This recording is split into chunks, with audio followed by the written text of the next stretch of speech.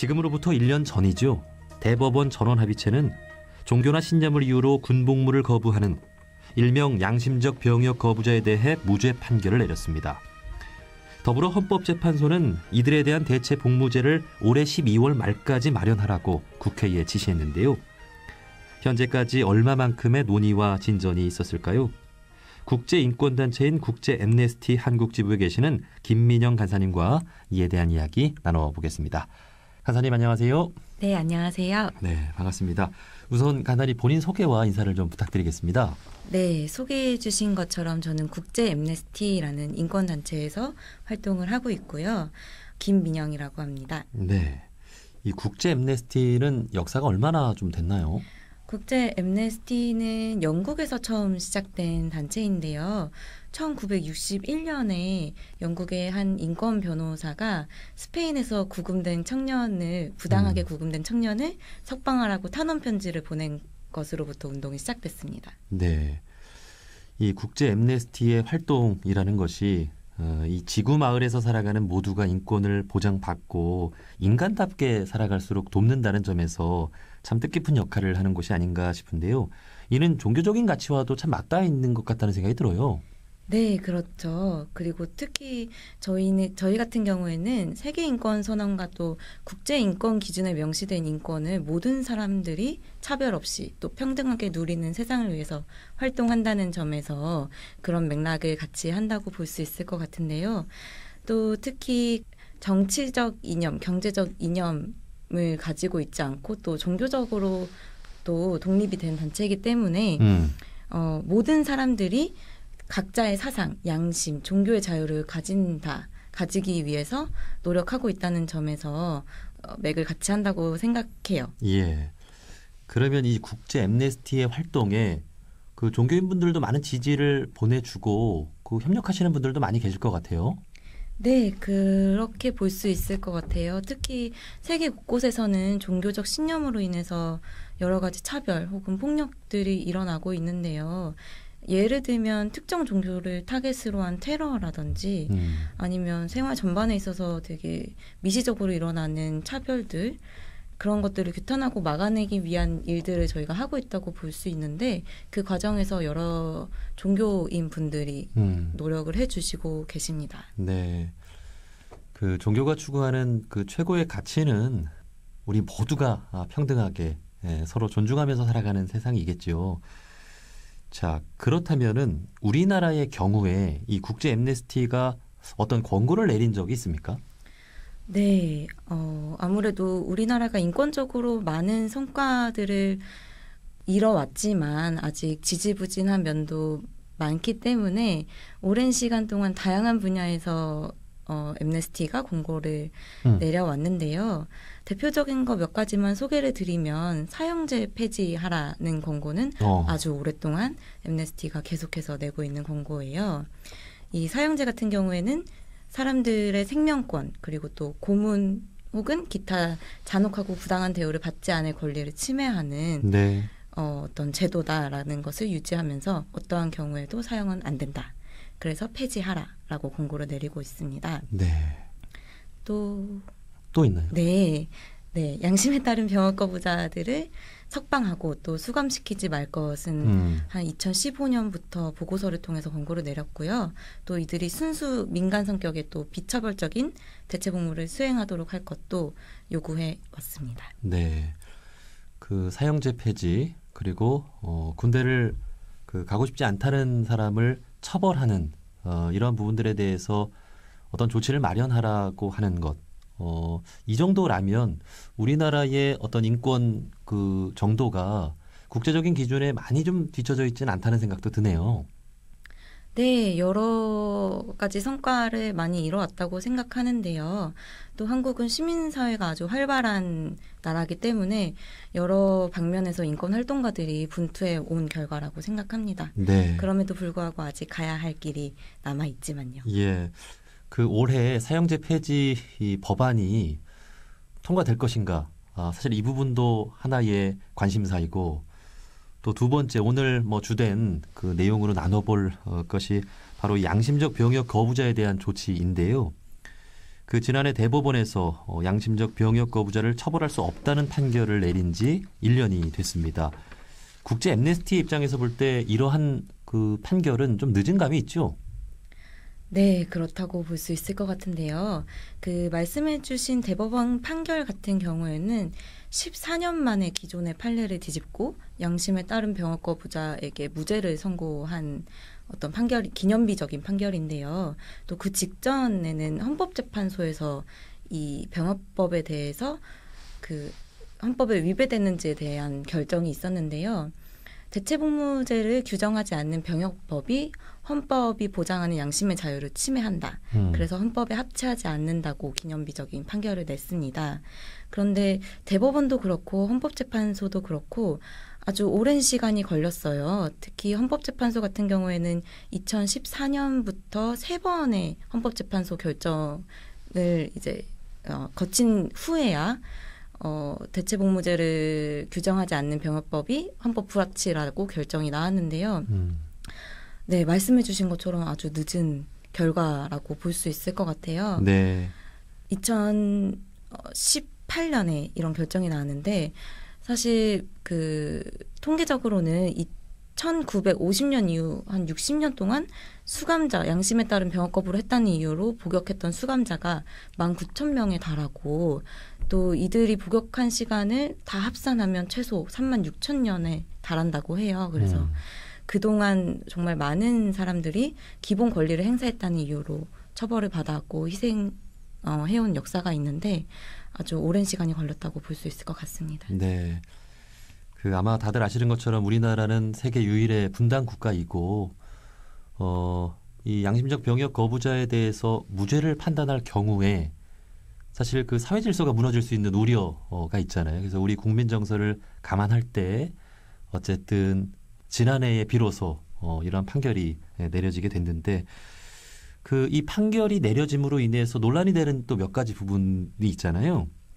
이 사람의 양심은 눈으로 볼 수 없기에 그 진정성을 어떻게 파악할 수 있느냐 하는 건데 국제 앰네스티에서 그 어떻게 이에 대한 어떤 갖고 있는 그 판단 기준이 있을까요?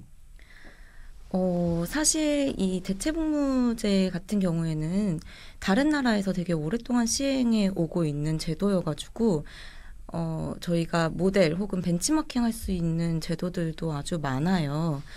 이런 문제는 공정한 심사 절차가 보장이 되면 사실 간단하게 해결될 수 있는 문제거든요. 그래서 법조계, 종교계, 시민사회 구성원으로 구성된 심사위원회를 꾸리고 그들이 군으로부터 독립된 어떤 공정한 판단을 받을 수 있다라는 게 보장이 되면 병역 거부 사유를 자세히 소명하고 또 관련해서 증빙 자료를 제출하는 방식으로 심사가 될 수 있고요. 오히려 너무 까다롭고 엄격한 절차가 있다면 이가 오히려 양심의 자유를 침해할 수 있다는 우려도 시민사회에서는 나오고 있어요. 그래서 양심의 자유라는 권리를 행사하는 걸 주저하게 된다거나 이걸 방해하지 않게끔 제도를 꾸려야 된다고 오랫동안 주장해 오고 있고 일례로 독일 같은 경우에는 인터넷으로 대체복무를 신청할 수 있는 시스템이 갖춰져 있어요. 예. 그래서 인터넷으로 되게 간단하게 신청을 할 수 있고 또 신청을 하면 거의 자동적으로 승인이 나서 이 판단에 대한 어떤 까다로운 절차는 전혀 없다고 볼 수 있고 핵심적으로 양심을 판단하는 게 문제가 아니라 양심의 자유를 저해하지 않고 양심의 자유를 자유롭게 행사할 수 있도록 보장해 주는 것 그게 핵심이 되어야 될 것 같습니다. 예. 하지만 우리나라의 경우에는 이제 모병제가 아니라 이제 진병제고 나 군대 안 가고 싶다라고 해서 누구나 안 갈 수 있게끔 또 할 수는 없는 상황이잖아요. 그래서 어쨌든 앞으로는 이 심사라는 것이 좀 까다롭게 진행될 수밖에 없다라는 그런 생각은 또 들기도 해요. 네. 네, 그래서 지금 입법 과정에서도 여러 가지 논의들이 이뤄지고 있는 것 같은데요.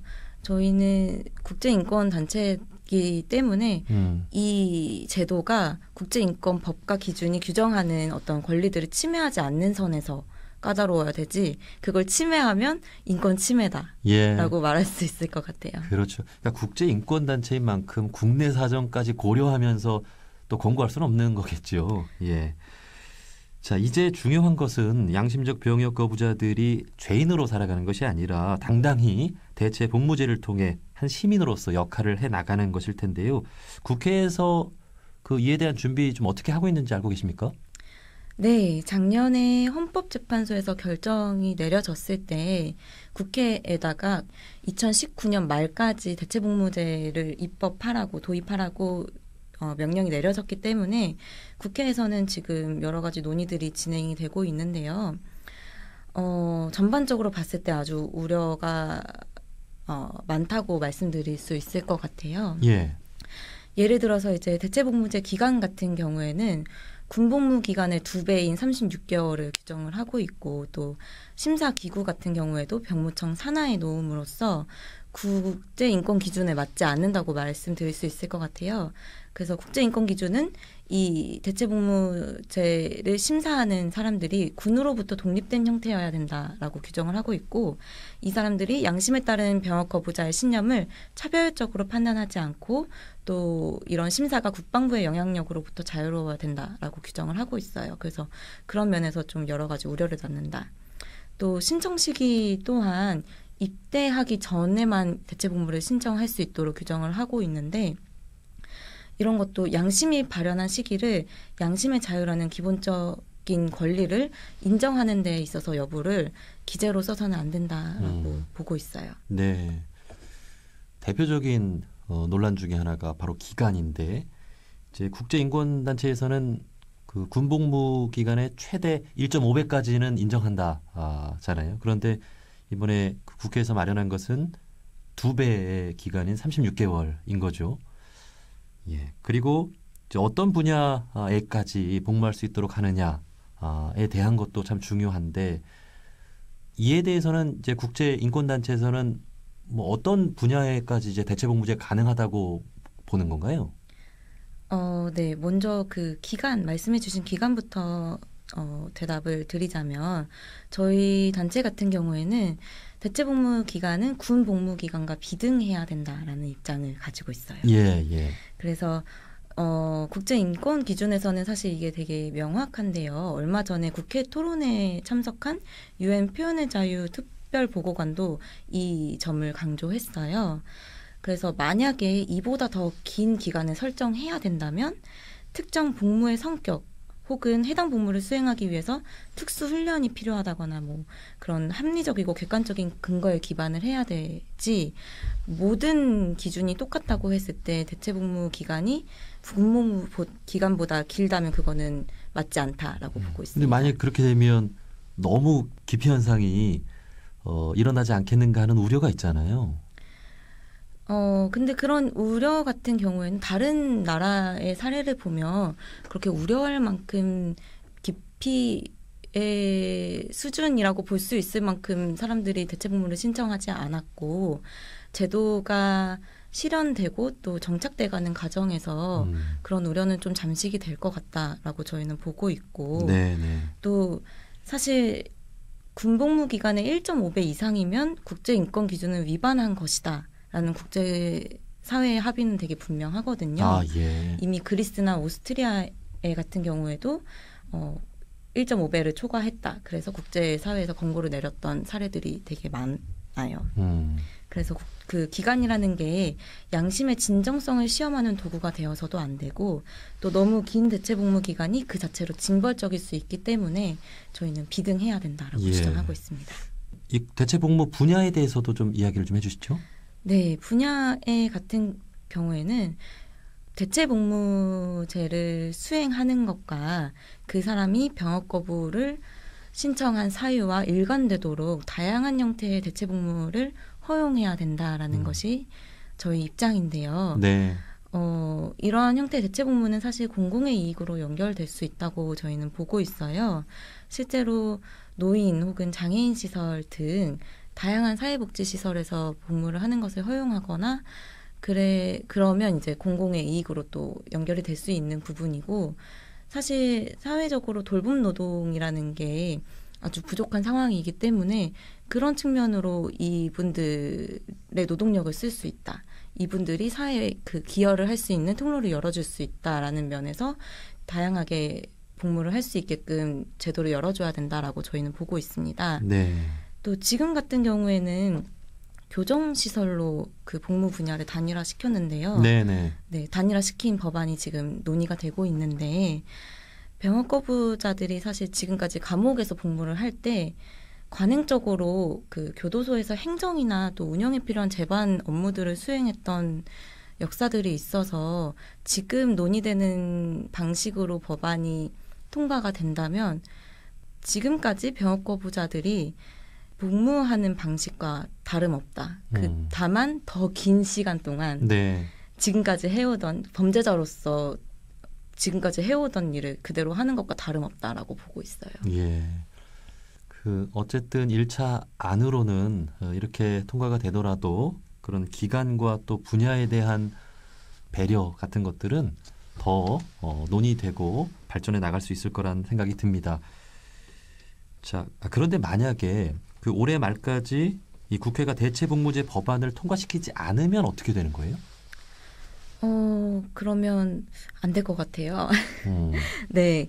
헌법재판소가 2019년 말까지 그 대체복무제를 도입을 하라고 명령을 했고, 그렇지 않으면 병역법 자체가 무효가 되기 때문에 법안은 아마 통과가 될 거라고 저희는 보고 있는데요. 예. 지금 그 양심적 병역 거부자들은 어떤 상황에 놓여 있는 건가요? 그러면 1년 동안. 네. 그 헌법재판소 결정 이후에 그 대체복무제가 입법이 될 때까지 양심에 따른 병역 거부자들은 입대가 연기가 되어 오고 있는 상황이고, 그래서 법이 아마 그 시행이 되면은 그분들은 심사 절차를 거쳐가지고 대체복무제를 아마 수행을 하게 될 것 같은데요. 지금 논의되고 있는 방향대로 법이 통과가 된다면 여전히 인권 침해 발생할 우려는 높다고 보고 있습니다. 네, 네.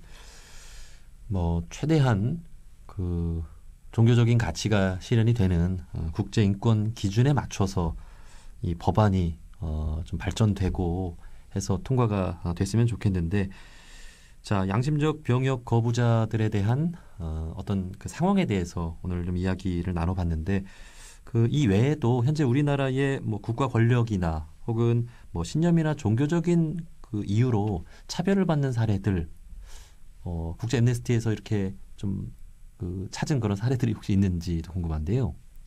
네. 지난 여름에 아시아의 인권 활동가들이 서울에 모여서 컨퍼런스를 한 적이 있어요. 성소수자 활동가들이 모였는데요. 예. 이 자리에서 이제 박래군 인권 활동가가 인사말로 차별과 혐오의 대한민국에 오신 것을 환영합니다라고 말씀을 하셨어요. 어허. 그래서 사실 한국에서 되게 다양한 이유로 차별들이 발생을 하고 있는데 종교뿐만 아니라 성별, 피부색, 성적 지향, 장애 여부 등에 따라서 뭐 여러 가지 방면에서 차별이 발생하고 있어요. 교육이나 의료나 직업 생활을 하는 등 생활 전반에 있어서 차별이 발생을 하고 있는데 소수자와 역자가 법적으로 보호받을 수 있는 법적인 장치가 없다는 게 저희는 문제라고 보고 있습니다. 그래서 엠네스티를 포함한 국제사회는 포괄적 차별금지법을 제정하라고 여러 차례 권고를 내리고 있는데요. 예. 사실 이 입법이 10년이 넘게 싸우고 있는데도 지지부진하게 안 되고 있는 상황이어가지고 여러 인권활동가들이 분투하고 있는 상황입니다. 네. 그래서 저희는 이 포괄적 차별금지법의 입법이 내가 어떤 사람인지에 상관없이 행복을 추구하고 또 다양한 삶의 모습을 포용하는 사회로 나아가기 위한 첫 단계라고 생각합니다. 네. 저희 둥둥에서도 이 포괄적 차별금지법 제정을 위한 종교인들의 어떤 입장이나 활동에 대해서 자주 소개를 해드렸는데, 아이러니하게도 사실 이 포괄적 차별금지법 제정에 반대하는 또 일부 종교가 있다는 사실도 좀 가슴 아픈 대목이고요. 네, 그렇죠. 네, 아시다시피 그 대표적인 것이 성소수자, 네. 동성애에 대한 인권 보장, 그리고 또 이슬람교나 소수 종교에 대한 존중, 이런 것에 대한 반대인데, 앞으로 이 포괄적 차별금지법이 제정이 될 수 있도록 좀 국제 인권 단체들과 함께 우리 종교인들이 힘을 모아서 좀 나아갔으면 좋겠습니다. 자, 마지막으로 저희 둥근소리 둥근 이야기 다양한 종교인분들이 듣고 계시는데요.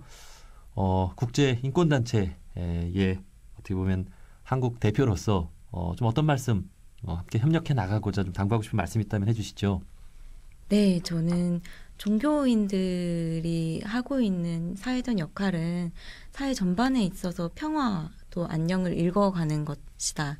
그래서 정말 위대하고 중요한 일이다라고 생각을 하는데요. 네. 이분들이 모든 인권이 존중되는 사회를 만들어가는 길에 또 함께 해주시리라 기대를 하고 있고 또 국제 엠네스티를 비롯한 여러 인권 활동에 큰 관심과 지지를 부탁드립니다. 네. 자, 앞으로 종교인들이 이 국제 인권 기준 뿐 아니라 더 앞서 나갈 수 있는 그런 사실 종교가 되어야 되겠지요. 예, 좋은 말씀 오늘 감사드립니다. 국제 엠네스티 한국 지부 김민영 간사님이었습니다. 오늘 말씀 감사합니다. 감사합니다.